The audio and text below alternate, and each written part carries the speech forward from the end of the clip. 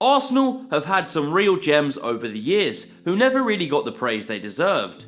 In this video, we'll be counting down the top 5 most underrated Arsenal players of the 21st century. Number 5.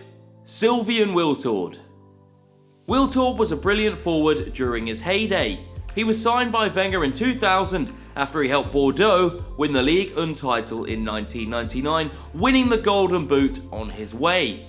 He joined the club for a record fee and was immediately paired with his international teammate Thierry Henry up front. One of the highlights of his debut season was completing a hat-trick in the first half in a London derby against West Ham. The following season, he helped Arsenal win the league, scoring 10 goals that season, including one against United, which clinched the league title for the Gunners.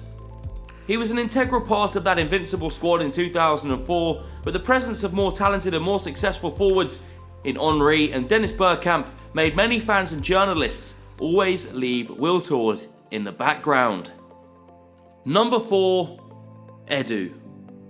Now technical director at Arsenal, Edu was signed by the club back in 2001, and in just his first season, he became the first ever Brazilian to win the Premier League. In the 2003-04 season, he was a very vital part of the squad, making 30 appearances as the team went the entire season without losing a single game. But apparently, playing alongside Patrick Vieira did not help him so much. Accolades for how the midfield perform always heaped on the Frenchman, hardly ever on the Brazilian. So Edu left in 2005 and joined Valencia after helping Arsenal win 5 trophies in 4 years. The fans didn't really mind at the time because they had another Brazilian midfielder. Number 3. Gilberto Silva. Arsenal signed Silva in 2002 after he gave a good account of himself at the World Cup that year.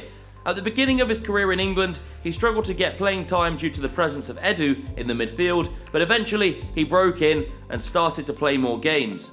He was a vital part of Arsenal's record-breaking success in the 2003-04 season. Gilberto Silva became even more important to the club following Edu's and Vieira's exits in 2005. With those two gone, many thought Arsenal's midfield would suffer, but it was that season they got to the Champions League final for the first time ever, thanks to amazing performances Silva put up against Madrid, Juventus and Villarreal in the knockout stages.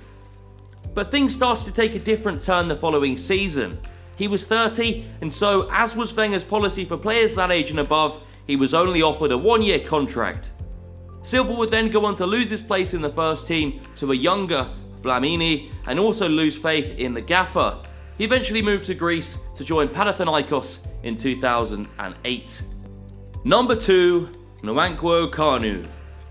The Nigerian forward joined Arsenal in 1999 as a Champions League winner.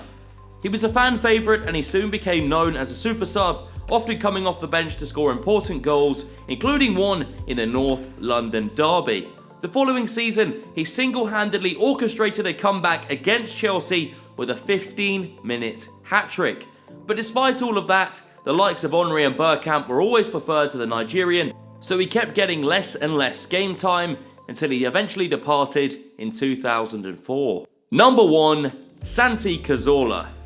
Santi was an absolute magician. All Arsenal fans know this. He joined the club in 2012 and absolutely hit the ground running, winning the Man of the Match award on his debut. In his first season, he scored a hat-trick, gave a record equaling 4 assists in a single game, featured in every one of Arsenal's Premier League games, provided 26 direct goal contributions, and was named the club's player of the season, but he wasn't named in the PFA team of the season. Following that snub, Wenger was the first to call the Spaniard underrated. But Santi would continue to do his thing. In the 2014-15 season, he finished with the second most assists in the league and was also named Man of the Match in the FA Cup final.